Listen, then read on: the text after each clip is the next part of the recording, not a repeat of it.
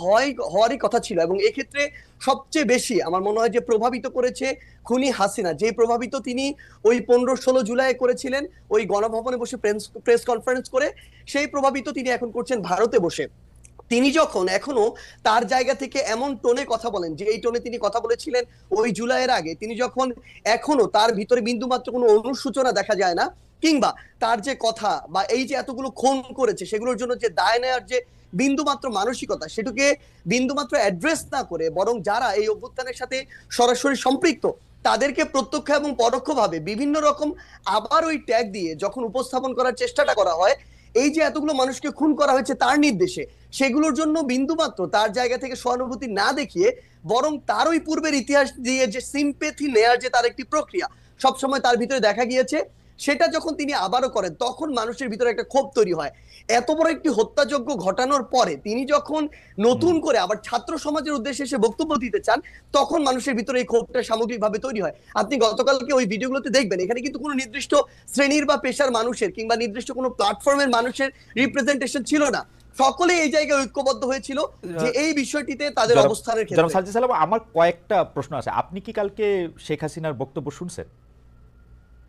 আমি তার বক্তব্যের আংশিক শুনেছি, যে আংশিক ক্লিপগুলো আমরা কেন সোশ্যাল কেন মিডিয়াতে কেন দেখেছি। আমি একদমই একাডেমিক একটা জানতেছি, কেন শুনছেন? যেমন আমার কোনো শোনার দরকার হয় নাই, আমিও শুনি নাই ভাই, আমার শোনার কোনো দরকারই হয় না, আপনি শুনছেন কেন? তাহলে আমি একটু জানতে চাই। না না, প্রথম কথা হচ্ছে যে খুব স্বাভাবিকভাবে আপনি দেখবেন সোশ্যাল মিডিয়ায় যে কোনো বক্তব্যের ইন্টারেস্টিং পার্ট গুলো ক্লিপ আকারে ছোট ছোট 30 সেকেন্ড 1 মিনিটের ক্লিপ আকারে সামনে চলে আসে। এরকম একটি ক্লিপ সামনে চলে এসেছিল যেই জায়গায় ওই ক্লিপটি বিভিন্ন জায়গায় এসেছে, যেই ক্লিপটি আসলে এরকম করে রিপ্রেজেন্ট করছিল যে তিনি আবার ওই আগের আজকে থেকে 6-8 মাস আগে যে কথাগুলো বলে তিনি 16 বছর কাটিয়েছিলেন, সেম সিম্প্যাথি নেয়ার কথাগুলো তিনি আজকেও দাঁড়িয়ে বলছেন। এবং আপনার কাছে কি সিম্পেথি, মানে আপনি কি সিম্পেথি উনার জন্য সিম্পেথি পাইছিলেন? আপনি মানে উনার জন্য সিম্পেথি হয়েছিল উনার বক্তব্য শুনে? ভাই সবচেয়ে বড় কথা হচ্ছে কি, মানে এই যে মানে আমি কেন এই প্রশ্ন করতেছি, যে আমার কাছে মনে হয় গত 15 বছর ধরে শেখ হাসিনা বাংলাদেশ শাসন করছেন। এর মধ্যে গত 10 বছর ধরে, বিশেষ করে 2014 সালের পর থেকে উনি যতবার যত জায়গায় বক্তৃতা দিচ্ছেন সেটা জোর করেই দিচ্ছেন।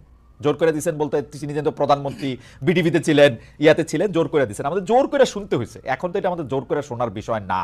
এবং উনার কি সেই প্রভাব, সেই ইনফ্লুয়েন্স মানে শতভাগের এক ভাগও আছে যে আমরা ওইটার প্রতিক্রিয়ায় গিয়ে আরেকটা কাজ করে আসতে হবে? আপনার কাছে কি মনে হয় জনাব সাজ্জাদ? না দেখুন, সবচেয়ে বড় কথা হচ্ছে যে আমরা আমাদের জায়গা থেকে, মানে কেউ এটা ব্যক্তিগত জায়গা থেকে গিয়ে এই বিষয়টি করেছে এরকম না। মানুষ হয়তো বা মানুষের ভিতরে আমার মনে হয় এখন এই বিষয়টি কাজ করছে যে আমাদের আসলে যেই কাজগুলো 5ই আগস্ট বা ওই সময়টাতে করা দরকার ছিল, যেগুলো এখন আমাদের জায়গা থেকে বাকি রয়ে গিয়েছে, মানুষের এই ক্ষোভটা সামগ্রিকভাবে শুধুমাত্র ওই হাসিনা বক্তব্য দিচ্ছে এই জন্য তৈরি হচ্ছে, ব্যাপারটা এরকম না।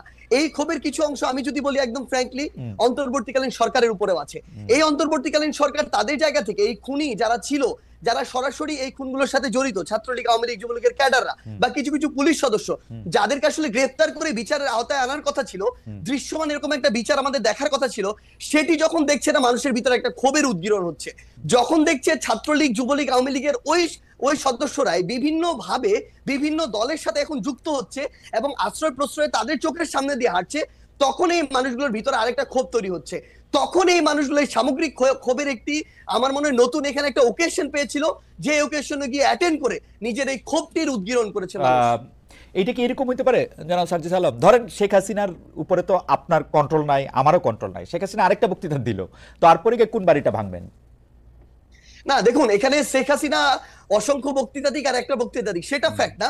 তবে মানুষের ভিতরে এই যে ক্ষোভ, যেই ক্ষোভটা আসলে মানুষের একটা ভিতরে 5ই আগস্টের পরে যে কথাটি গতকালকে আমরা দেখলাম যে আমাদের উপদেষ্টা মাহফুজ ভাই যিনি রয়েছে তিনি বলেছিলেন যে মানুষ ভাঙাটা এক পাশে রেখে গড়ার দিকে মনোযোগ দিচ্ছিলেন, কিন্তু মানুষ যখন দেখছিলেন তার যেটুকু ন্যূনতম চাওয়া, ওই চাওয়াটুকু বিচারের ক্ষেত্রে হোক বা অন্যান্য পলিটিক্যাল স্পেয়ারে হোক, যেটা মানুষ এক্সপেক্ট করে, ওইটুকু যখন প্রত্যাশিত অনুযায়ী পাচ্ছে না, তখন মানুষের এই ক্ষোভের উদ্গীরণটা বিভিন্ন কারণে হচ্ছে এবং ঘটছে। এবং সবচেয়ে গুরুত্বপূর্ণ বিষয় হচ্ছে শেখ হাসিনা আগামীতে, আমি ধরে নিচ্ছি 1 মাস পরে কোনো বক্তব্য দিলেনও না, কিন্তু আজকে থেকে 2-3-4 মাস পরে আমরা যদি এই দৃশ্যমান শহীদ পরিবারের কিংবা যারা আমাদের আহত যোদ্ধারা রয়েছেন তাদের এই রক্তের বিচারগুলো দৃশ্যমান না দেখি, দেখবেন শেখ হাসিনার বক্তব্য দেওয়া লাগবে না, আমরা শহীদ পরিবার কিংবা আহতদেরকে সাথে নিয়ে হয়তোবা এরকম রাস্তায় আমাদেরকে নিয়ে নেমে যেতে হবে এরকম একটা দৃশ্যমান বিচারের জন্য। এবং তো এই জায়গাটা শুধুমাত্র শেখ এবং হাসিনার দৃশ্যমান বিচার করার জন্য আপনারা আওয়ামী লীগের স্থাপনাগুলি বা আওয়ামী লীগের সাথে জড়িত জিনিসগুলি গিয়ে আপনারা ভাঙবেন।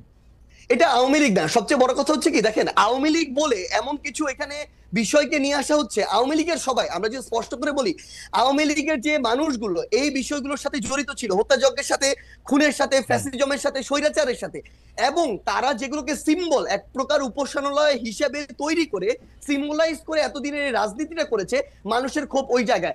বাংলাদেশে আমি ধরে নিচ্ছি 20% মানুষ আওয়ামী লীগের সমর্থক ছিল, কই বাকি বাড়িগুলোতে তো গিয়ে হামলা করা হয়নি, ওই সমর্থকদের বাড়িতে গিয়ে কিন্তু হামলা করা হয়নি। কিন্তু এই ধানমন্ডি 32, ওই গণভবন কিংবা এই যে বিভিন্ন ভবনগুলোকে কেন্দ্র করে পুরো একটা উপাসনালয় হিসেবে প্রেজেন্ট করে এই যে রাজনীতি করা হয়েছে, মানুষের ক্ষোভটা ওই জায়গায়।